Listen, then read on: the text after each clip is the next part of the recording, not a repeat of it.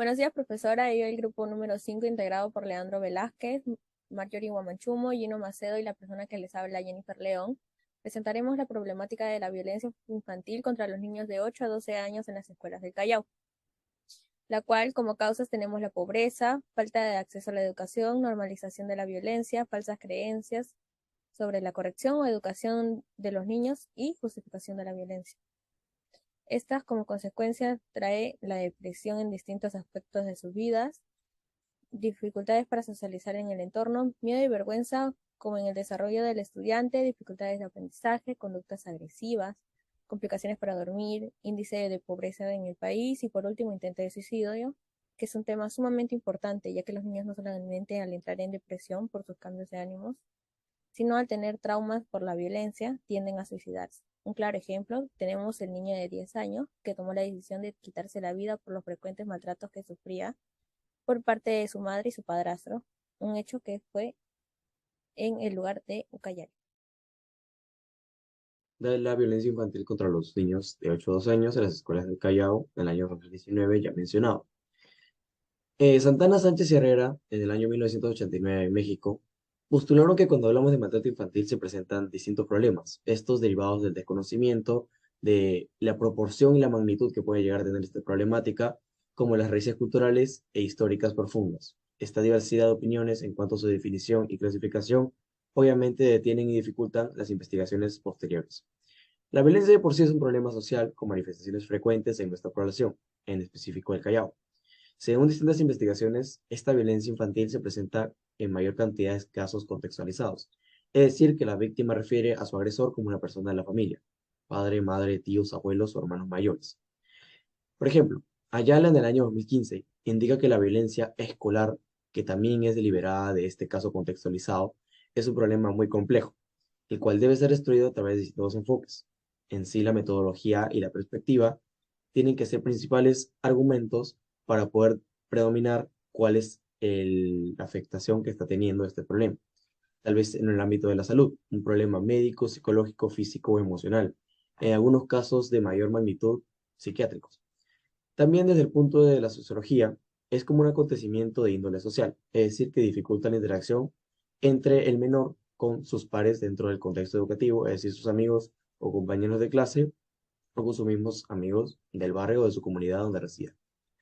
Martínez, en su revelación sistemática que realizó en 2016 titulada Accidentes en la infancia como expresión del maltrato infantil y su difusión con el maltrato familiar, presentó como objetivo el análisis de publicaciones sobre accidentes en la infancia como maltrato a través del concepto de familia y sus funciones desde el punto de vista social. Esto situado en la República de Cuba. El mismo concluyó que el maltrato y los accidentes en casa tienen relación y su principal factor es la familia, el núcleo, por lo que ambos conceptos deben ser integrados al analizar la situación de la violencia en el niño. Sabemos que actualmente en el mundo hay 275 millones de niñas y niños que son víctimas anualmente por violencia dentro de sus hogares, un lugar que específicamente debería servir como protección, afecto y resguardo de los mismos. Sin embargo, en muchas de las ocasiones no es así y es más considerado coloquialmente un infierno. Es evidente que hay un factor de riesgo el cual es el más influyente en este tipo de violencia, teniendo agresores como los que presentan antecedentes de haber sufrido abuso. Padres, madres, tíos, tías que hayan sufrido abuso de menor edad, como físico, psicológico y o sexual durante su niñez. En este caso, la mayoría son maltratos a partir de una edad muy, pero muy inicial, muy temprana, y son causados por dificultades económicas, la farmacodependencia o el alcoholismo y la desintegración familiar. Esto más que todo en el abandono de la madre o del padre y los problemas conyugales. Según la UNICEF 2014, manifiesta que el maltrato contra los niños y niñas puede tener serias consecuencias para toda la vida. En algunos casos, puede reproducir la violencia de forma transgeneracional. Según lo visto, en zona rural de Loreto, como la institución educativa 60073 de Sinchicuy, da como resultado los porcentajes que el 68% de los alumnados fue agredido por la madre en los últimos 6 meses. El 60% fue agredido por el padre y el 20% de agresión severa. Por otro lado, tenemos la descripción sobre soluciones establecidas con el problema. Empezando por el local. El gobierno del Callao presentó una propuesta, solución para trabajar por el bienestar de los niños, en que mediante talleres haremos que los padres y apoderados comprendan la importancia de la disciplina de los niños. Por lo tanto, en nuestra nación, el presente artículo desarrollado en época pandémica presenta la realidad de los niños y niñas que a causa de la pandemia por el COVID-19, este hecho ha sido ubicado por la Defensoría del Pueblo, colectivo interinstitucional por los derechos de la niñez y adolescencia. Instituciones las cuales hicieron un llamado a la prevención y participación a tomar medidas en la post-cuarentena, la misma que se acompaña con las recomendaciones brindadas del gobierno central. También por lo internacional, como ya antes aludidos, tenemos certeza que 1 de cada 4 niños padece violencia infantil. Por eso, como propuesta de solución a la violencia, la mejora de concientizar los daños que pueden causarse es mediante charlas gratificantes y seguridad, ya que podemos contar con un hogar en armonía, incentivar las actividades familiares y el apoyo de capacitación.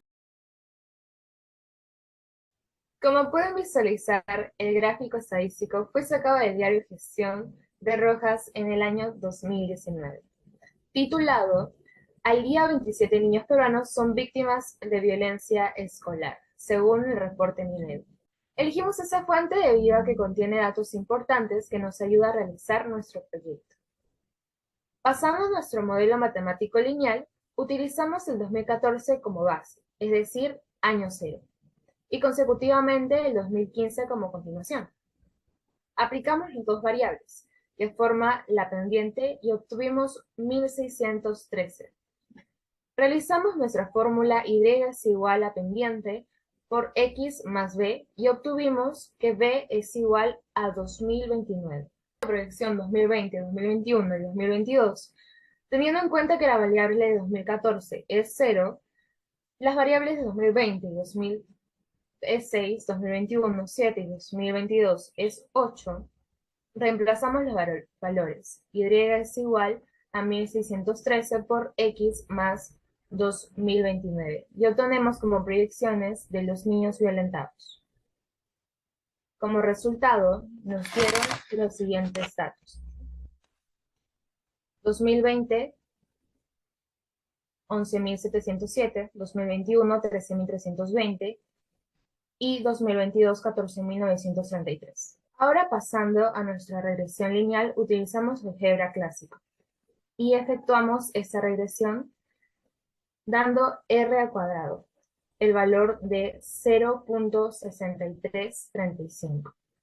Nuestro resultado refiere a que el gráfico sí puede estudiarse.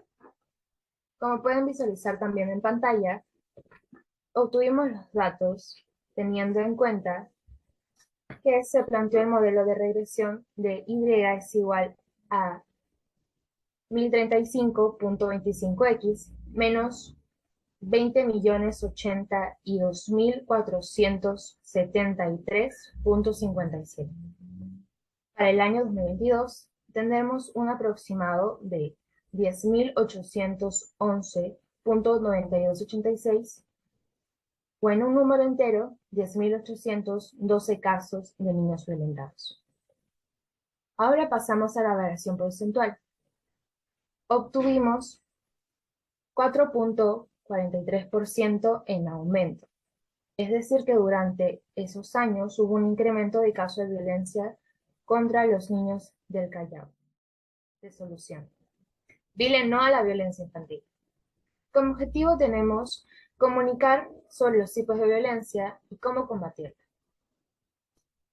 trayendo así conocimiento y herramientas contra esta mediante una serie animada propuesta en un canal de redes sociales, dirigido tanto a padres como niños y niñas. Como descripción de la propuesta tenemos que la violencia infantil se puede presentar tanto física y psicológicamente en nuestros niños, mediante las personas más cercanas a su entorno. Pueden ubicarse en un lugar seguro como su casa o escuela. Así que nos preguntamos, ¿cómo podemos ayudar a estos niños y niñas que sufren de algún tipo de violencia? ¿Cómo podemos prevenir que crezcan en un entorno violento? Así que como grupo, tomamos como solución que la mejor manera de prevenir la violencia es informando y mostrando cómo se da y también otorgando el conocimiento que se puede hacer en tal caso si sufre de agresiones físicas o emocionales. Como justificación, una de nuestras mayores preocupaciones como sociedad fue en qué tipo de entorno están creciendo nuestros niños, ya que en su desarrollo pueden generarse malos hábitos, es decir, como practicar bullying o ser agresivos con personas a su alrededor. Muchas veces se entorna ese comportamiento como algo común. Por ello, como equipo emprendedor, decidimos realizar un formato mediante una miniserie en redes sociales donde se puede informar y ayudar y a identificar la violencia.